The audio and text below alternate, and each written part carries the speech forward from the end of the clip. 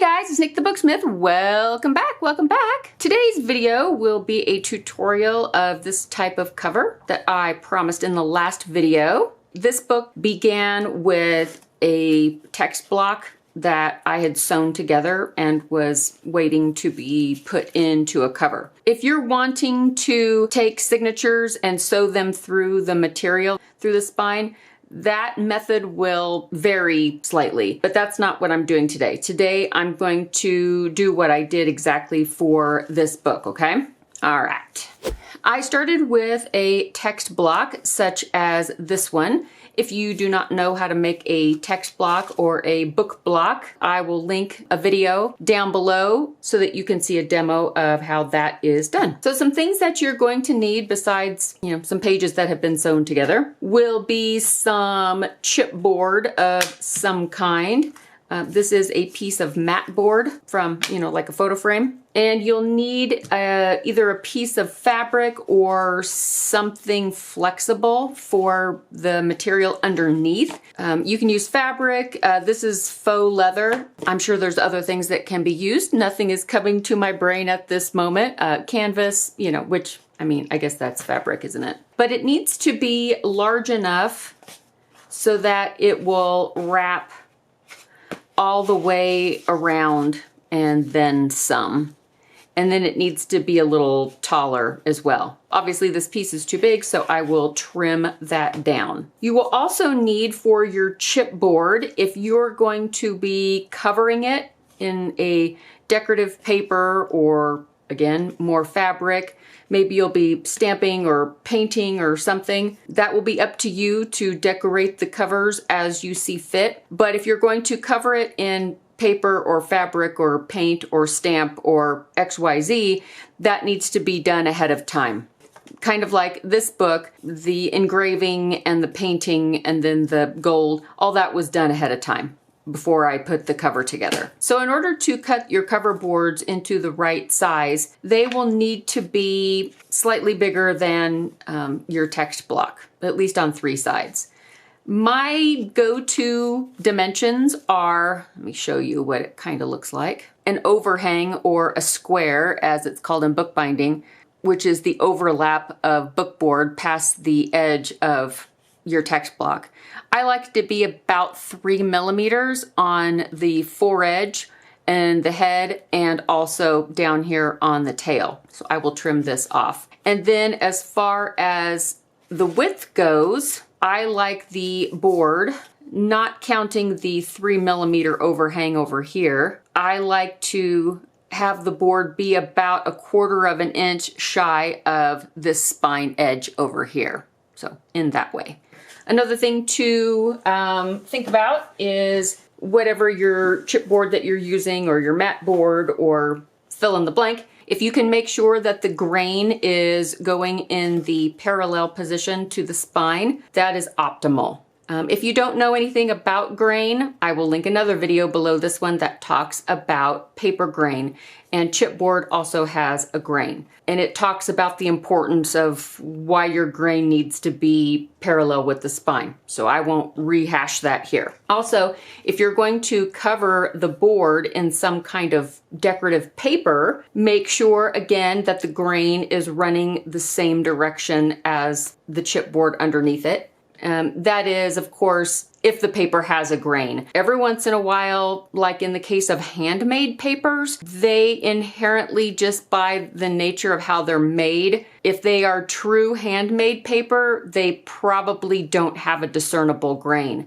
If it is a commercial made handmade paper, it's a toss-up. Again, that video will talk about not just the importance of grain direction, but how to determine grain. Just going to throw that caveat in there for those who might not be aware of that info. All right, so I need to trim this down. I just need to place my text block onto here and find my pencil.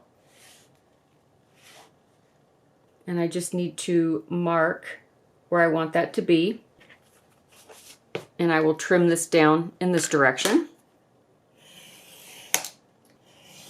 And I want it about 1/4 of an inch shy from the spine edge.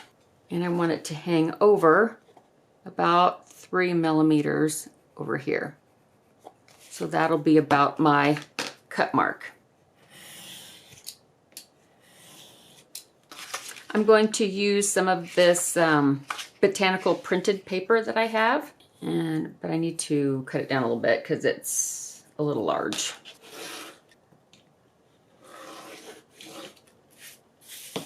And now this can be glued down to the cover material. I put some glue in this cup, and this is just regular white glue, PVA. I use the Lineco or Linico. Is it Lineco or Linico? I actually don't know how it's pronounced, but it's on my Amazon Booksmithables list if you want to check it out. I buy it by the gallon, which reminds me I need to get some because my gallon is empty. I just want to make sure that that is nice and smooth and even and there's no dry spots. And I shall place that in the middle and put a weight on top of that for a second. I'm going to trim these corners, leaving about 2 millimeters of extra material between the corner and where I'm cutting. So I don't cut it all the way to the corner.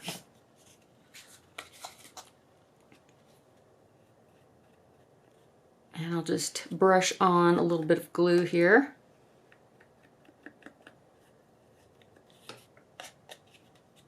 Fold that over.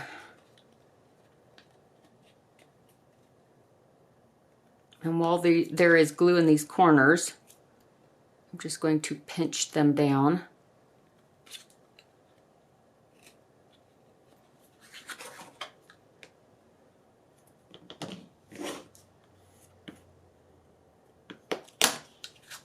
Like so. And then I do the opposite side.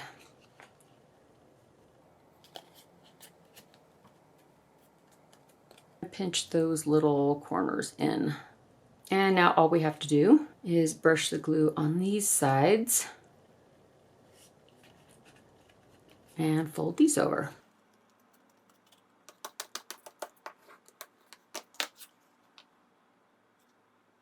And if you don't want to bother with covering these with anything, you can paint them or stamp them or whatever you want to do. Whatever floats your goats.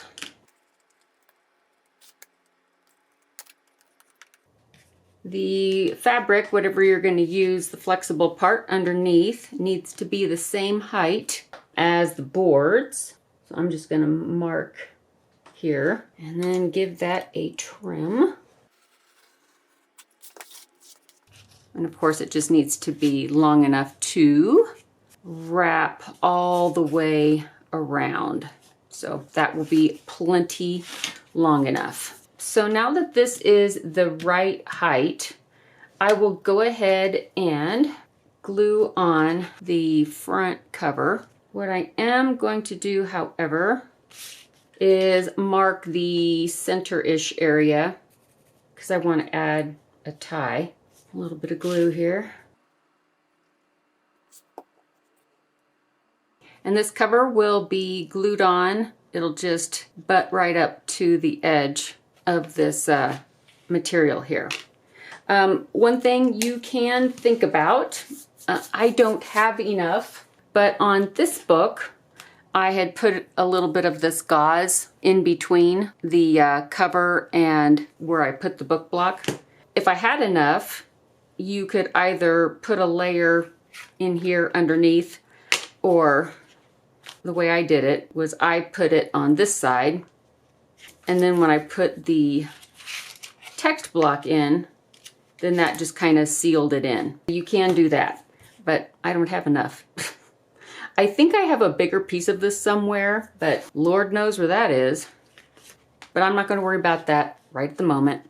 What I am going to do though is I'm just going to glue down like half of this, and I'll show you why here in a moment. I don't have to like mark a perfect line down the middle or anything.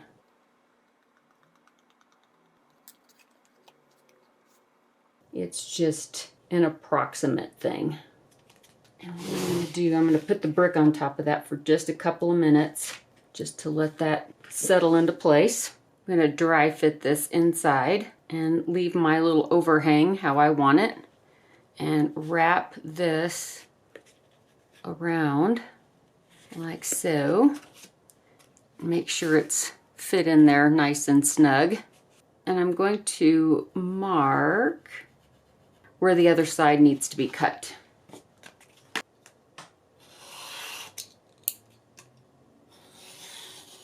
And I'll go ahead and trim that down. If I close this up, I can mark where that other tie needs to go on the other side. And I'll put some glue here and do that as well. Oh my gosh, I'm hungry. You know when you're hungry, but nothing really sounds all that great? And maybe it's because anything that I would really want would take effort in preparing it from scratch. I don't really have much in the way of quick things at the moment. I mean, that's probably better health-wise, but still, it's not very fun. And again, I'm just going to glue down one side, and it's the side that meets the edge.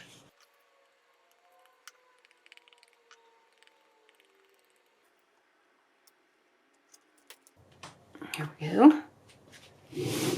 And again, I will pop that on there real quick just to give that glue some extra pressure.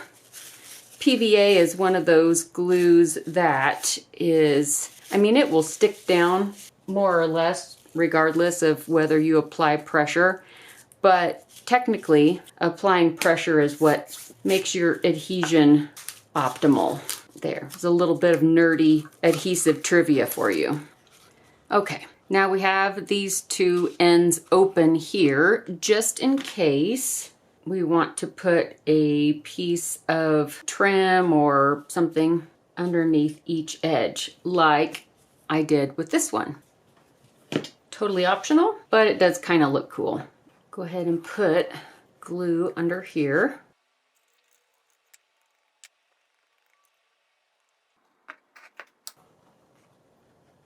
And this piece of trim, I've got it cut so that it should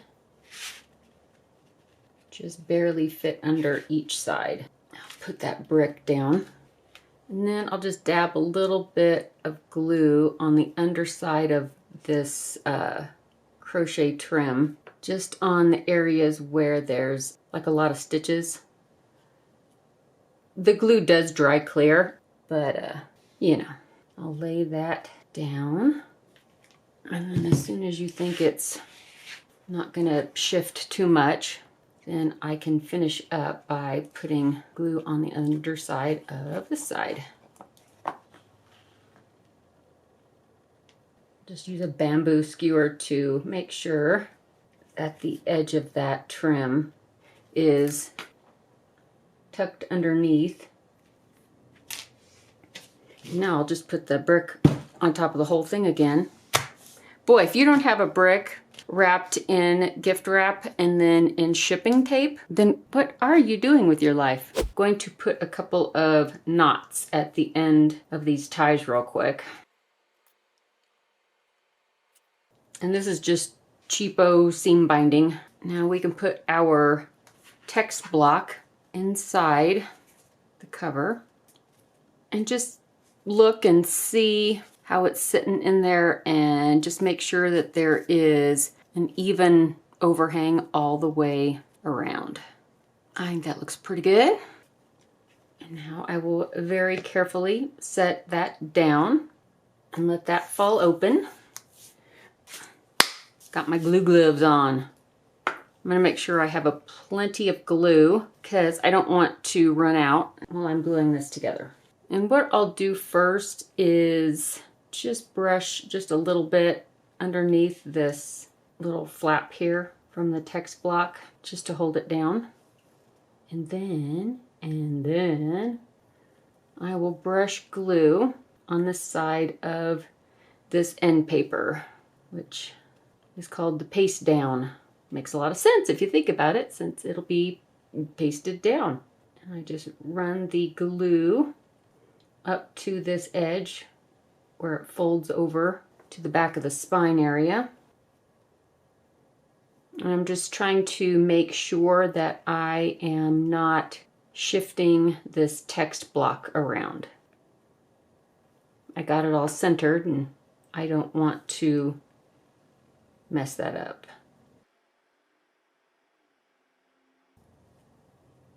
Just going to get my hand in here so that I can hold this down firmly. And then I can lift this up and make sure that this spine section is pulled up and against the spine, and then this part gets folded down onto that pasted area. No, it's like scary because you can't see what you're doing. I'm just going to take this bone folder and press down. I have a piece of plastic.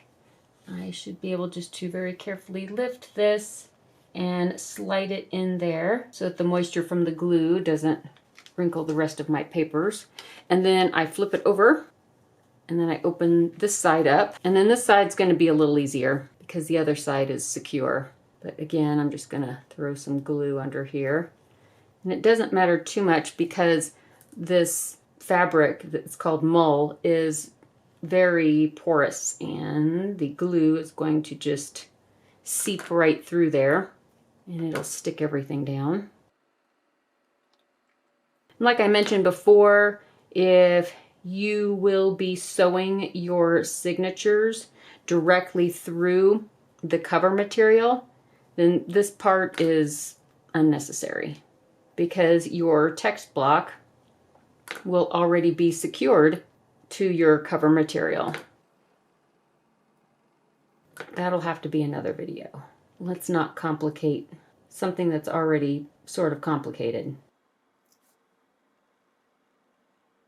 And again, hold that text block down and then press that spine area against the back of the text block spine, and then fold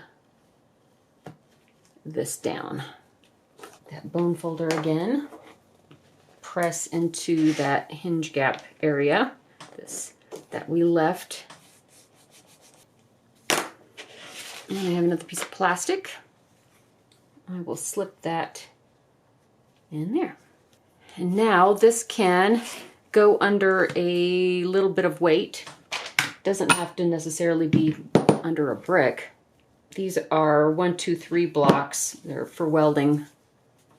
But they are kind of lovely as far as just a light weight to hold things down, to give it a little bit of pressure. All right, and then I'm going to leave that totally alone until all of that glue is dry. If you go mucking with it now, it will just pull everything apart. And that's not really what you want after all that work. Mine's not absolutely totally dry, but it's mostly dry.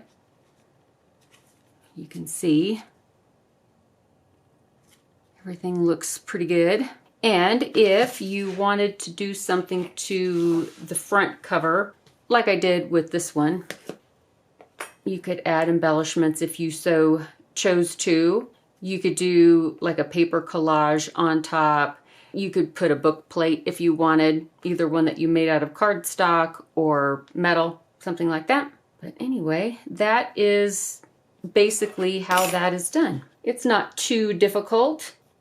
Not sure if I'll put anything on top of that or not. I kind of like the botanical print, so I might just leave it alone. Who'da thunk, right? It's fairly simple. You just have to plan accordingly to whatever size of text block you have. And like I said, there will be a link below to a video about making text blocks if that's something that you would like to look at. I will probably do a video in the future here about sewing the signatures through the spine material. It's a little bit different, and then how you finish off the inside is a little different as well. Well, I hope everybody is having an excellent week. Have a great weekend. It's Friday. And I will see you all really, really soon in the next video. Bye, guys.